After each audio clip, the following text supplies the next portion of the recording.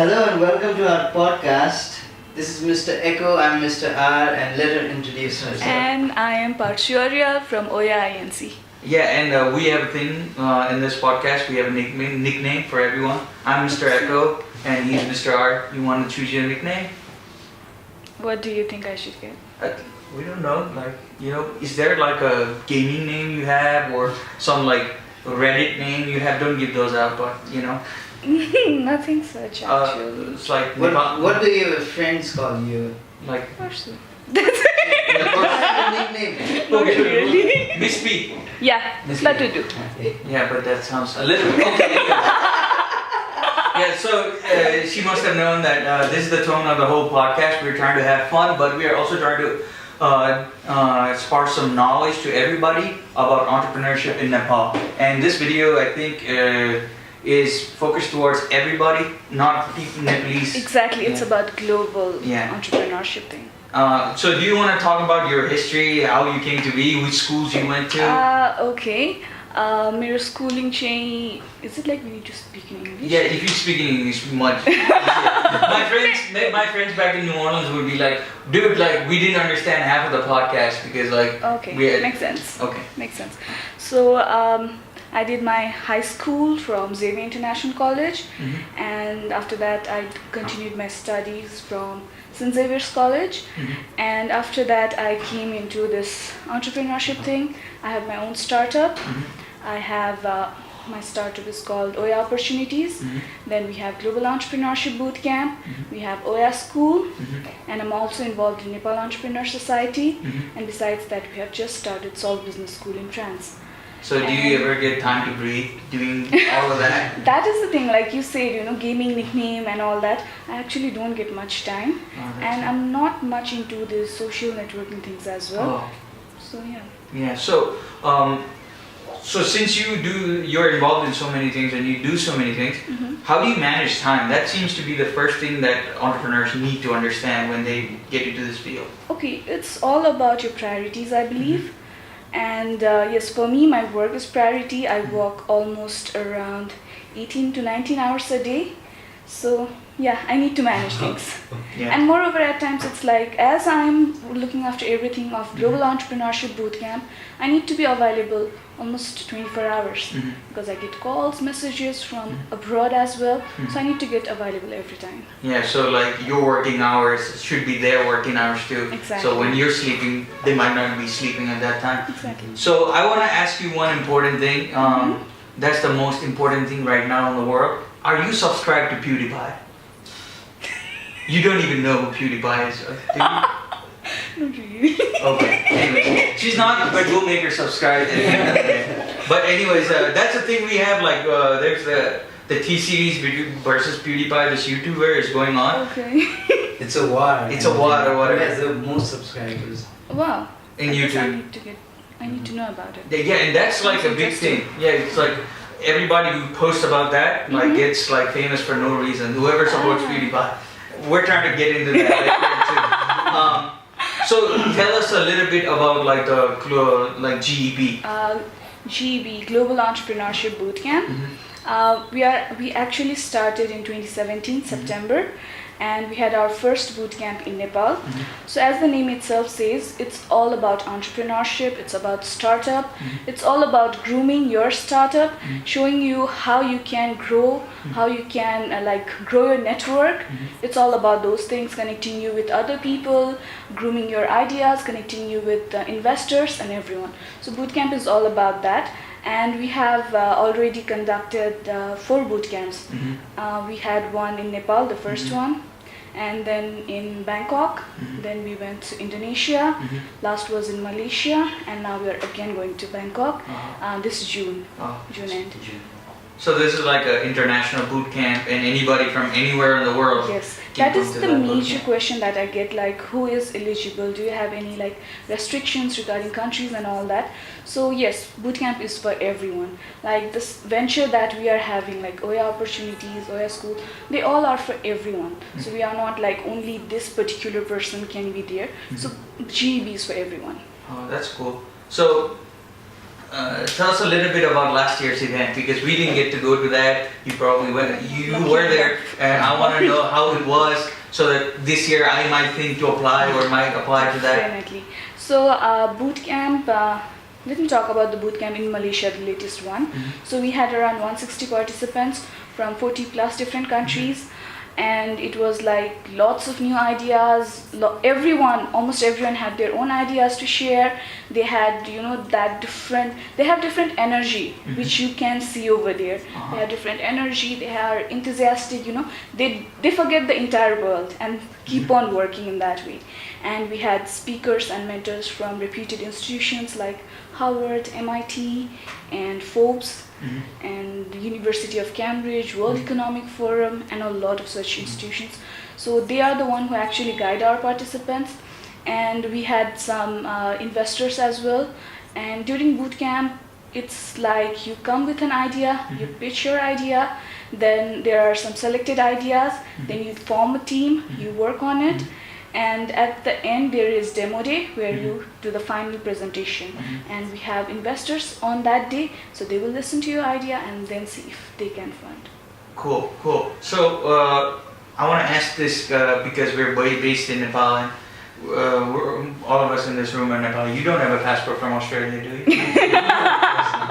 Are you People sure? seem to have passports from different countries in Nepal. But I want to ask you, why do you have to shift from Nepal to a different country? Because I know there's a story behind that. Okay, for us it's like Nepal, it's easy to work over here regarding different aspects, but we want to explore. That's the main thing. Like, you go to different place, you have a different startup ecosystem over there, different startup cultures over there, and that is the main thing why we want to explore. We want to go to different countries, why we explore. And most importantly, it is like we get to learn a lot from the locals. Like our experience says, like when we were in Indonesia, we had language issues. We actually learned sign language over there because we had lots of issues. So every time it's a good learning experience for us, and that is why we like exploring. That's cool. So you don't just have like Nepalese people in your organizing team. You have people from all around the world, right? Yes, we have team members as well as country directors. And in team member we have one team member, Mr. Tafimur Rahman. He is from Bangladesh, and we have another Aditya Dev, who is from India. Actually, Aditya Dave. Okay. I came to know it, like I knew him since January 2018, but I knew his name was Aditya Dave last time in our bootcamp in December, after a year. It was a surprise to me. So he is there from India. Now he is in US. He is there for what's an incubation program, so he's over there. Yeah, I want to talk about that too in a little bit. So when I talk to people from like your organization, they told me that there's a lot of people from like India applying to this startup. And majorly those people are so much focused on entrepreneurship. Why do you think like it's so hard for Nepalese people to translate that same sentiment here right now? Nepalese people, like most of the Nepalese youth, they have, like, if you see, they have a fixed plans, They will complete their high school, they will go abroad. That's the thing. They don't have like, okay, I want to have my own company, I want to start a venture. They don't have that thing. That is the major issue I see. Besides that, only some limited people have that feeling. And even they have issues with funding. They don't know how to work actually. There are lots of startups. Everyone has idea popping up every day almost. But they don't know how to manage it, how to like start a startup. They actually don't have that idea. And after even they start, they don't know how, like they don't know the basic details. To be exact, they don't know the basic details, what they need to do, where they can find the funding. They don't have proper mentorship. So those things are lacking. And if you talk about Indian people, they have a different craze, trust me. They have this feeling of competition, They need to be the best wherever they are. So that competitive feeling, and they are even being supported even from government. So that is the thing what helps them. But yes, we lack those stuffs. Yeah. So as a young entrepreneur myself, I need to focus on certain things that I need to look after. once I start my startup? Can you like name those things, like just the basic things that you can see that people are doing wrong in Nepal that we can learn from? Okay, the most important thing is we do not research. We don't know about the target mass, we don't know who is our customer. And if we don't know that, we don't know what our customer needs, how can we start? It's going to be a failure. So the major thing would be market research, the major thing. Besides that, you need to have actually the determination, I want it. You need to actually work according to it. You want to be a billionaire in coming years, but you don't have time for it. You are busy in some other stuff. You have lots of things that are going to distract you. So that is not going to work. So you need to know your priority as well. So those are the basic things which we need to I can see lots of you, they are into social networking sites a lot, but they don't know, what they need to find. They are not. They say they have their startup, but if you see, they are more into if you see the trend, they are more into being CEOs rather than actually working accordingly. So that is the main issue. So what's the main issue? We talked to everybody. Last time we talked to this young, it wasn't a startup, but they had this IT academy. It was an IT software company. And when we talked to them, and they said when they were hiring interns, the major issue that they were seeing was they couldn't find people who. Oops. Okay, he doesn't really care. It's not his podcast. The quality of it is good. Let's just stop the laptop and just sit down and talk about other things. As I was saying, they were saying they couldn't find people who would work 15, 16 hours a day, and then who couldn't manage time, who couldn't get there in time. Even if they couldn't get in time, they couldn't put up a notice saying, "Hey, I'm going to be late," or some call like that. So, what do you think? When are people going to catch up to that kind of behavior, the good kind of behavior? Yes, definitely it will take a lot of time, I feel. And especially youth like us need to know our priorities. Yeah. Dude, it's right in front of me. Exactly. Example right here. Did you see my phone ring up throughout this whole time? Exactly. Apologize to the camera. Sorry. That's why he's the sound guy. Exactly. Okay. So no. Let's go. Yeah.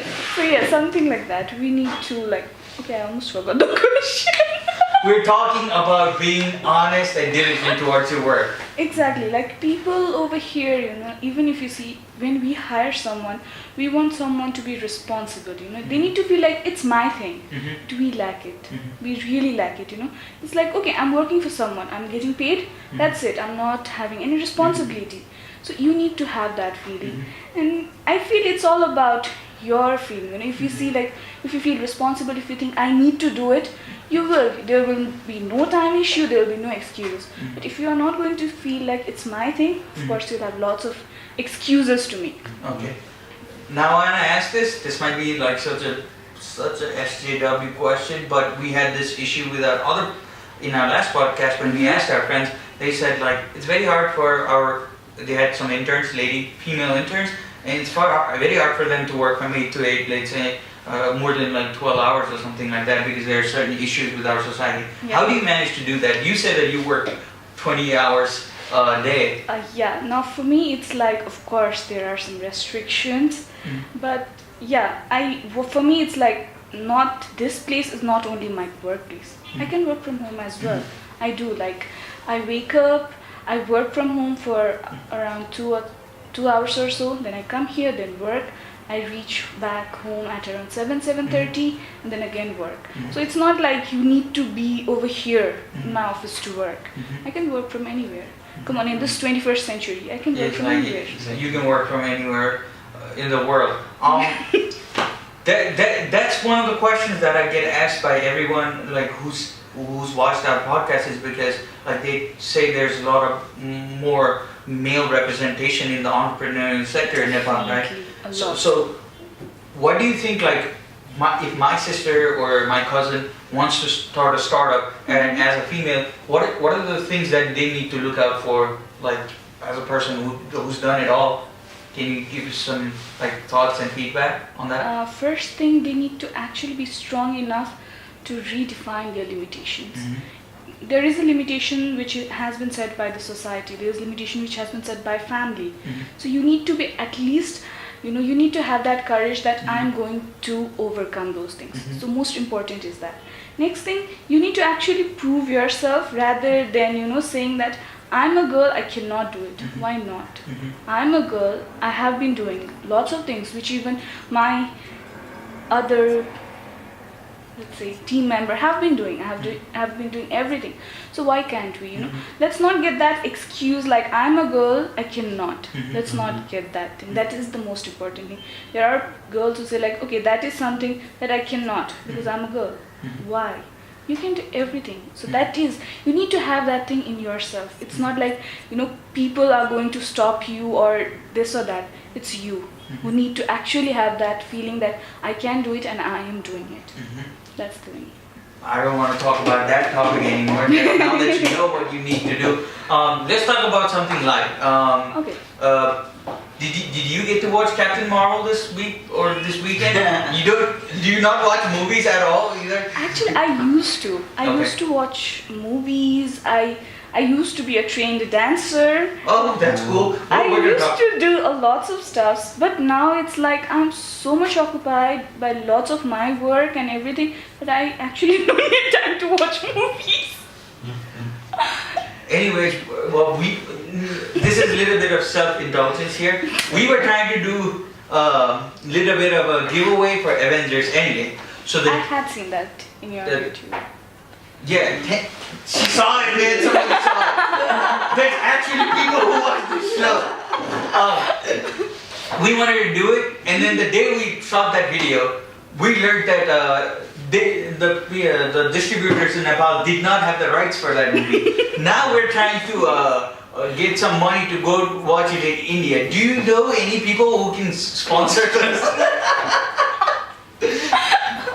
Okay, I can find someone maybe. Yeah. Audiences, keep doing what you're doing, and then we're trying to get you even to India to watch it if we can be possible. We're not sure, but we're trying to. Yeah. Anyways, so you said you're a dancer. Let's talk about that. I was. You were. Okay, what kind of dances did you learn? Or? I was Indian classical dancer. I learned that. Ooh, Yeah, you can swear. This is my podcast. Okay, yeah, that's cool. I was a trained dancer, and yeah, I used to dance in all the college and school programs and all that. But yeah, now it does not look good that a CEO is dancing. Come on, have you seen Jack Ma dance in front of all of his people? That is different thing, dancing for fun and all is different thing. But I cannot be like, come on, you can't expect me to dance in the reception area of my office. Come on. I say if you want to dance, you should dance, and I do my own thing in my free time. I just of course, in your free time. Yes, she doesn't get any free time. But we are aspiring to be in that level. Now, one and the most important thing, and the last thing I'm going to talk about, then he has a question, I know. He has a question, I know. Okay, fine. One of the most important things I want to ask you, what's the one thing that you can say that that will define a startup's character? Like the one thing that's the most important thing in any startup, in any field, that's going to define if the startup is going to fail or not fail, in your perspective. It doesn't have to be like some sort of a guru's advice, but in your perspective, from your life. I think an entrepreneur who is dedicated to his work, has no excuses and all. Yeah, like your mom calling. I'm sorry. Yeah, if someone has that enthusiasm, if someone is dedicated, definitely that person and his startup is never gonna fail. He's or her. He's or her. Yes, he's or her. Most important, he's or her. Now his question. I want to hear a success story from the GEV, from the bootcamp. Okay, someone's success story. One. Which like you remember, you could be a fun incident. You could go on a rant about it. We're all ears. There was a startup idea which was pitched on our bootcamp in Bangkok. He was from Bangladesh. He had pitched his idea it was called 10-minute school, which was okay, we were like, there are lots of ideas that comes over there. He pitched his idea, and after few months of the bootcamp, we see that his idea and his team was featured in Forbes list. Wow. Which was like, wow. It was something, for us it was an ordinary guy who came up with idea, who pitched his idea, that's it. But later we come to know that, wow, he was featured in Forbes list. So what he says is it's all about mentorship. Okay, let me share one more story from Nepal, which is the recent one, which I really found interesting. There was a guy, his name was Prajwal Sapkota. He was with us in Malaysia Bootcamp. He was working over here in a very reputed company with a very good salary. And he was there in Bootcamp, he got mentorship, everything. He was a really active participant. He came back and we met him a month ago, and he told us that he has left his job. Wow. And he had started his own startup. Oh, and do you know the name of that startup? It's some baby product feeling. It's something baby product. And he quit his job to start his startup, and he calls it GB effect. Oh. And I was really impressed, like, wow. GB effect. There's a phenomenon going on. You need to catch up. GB effect. And like Prajwal Sapkota, if you want to come to our podcast and talk about your experience, you're welcome to. He will. He's part of Nepal Entrepreneur Society. Okay, yeah, by the way, we're going to do a little bit of that talking in one of our other videos. Now, we really don't have a perspective on, like, I don't, let's say, he has a lot of perspective on how business goes to Nepal. Now, we did this video like a couple of days ago about like investors losing money. Now, that's a very important thing for people who want to invest money on startups. Now, what do you caution for an investor when they're trying to invest in a startup? Now, for us, it's like, it's your money. Where do you want to go for it? We cannot take risks. It's your money, you're This it. or that. Go for it. Simple. Right? Yeah, It's your money, go for it. You decide, you know it better. Go for it. Because like he has his own personal stories, I have my own, and I know a bunch of people that invested money in Nepal in like different companies. Few reputed companies that have a product in every home in my like neighborhood. Imagine that, and that's a special product. The people who run it have duped some people that I know, and these are young individuals who try to invest in a company and then see if that's going to yield some profit for them, and then see if they can do their own startup. Now, as a young investor or any young startup, what are the legal means, at least in Nepal, that you need to watch out so that you can be secure in the long run? For startup, to get secured, I guess it's all about the study, what is needed.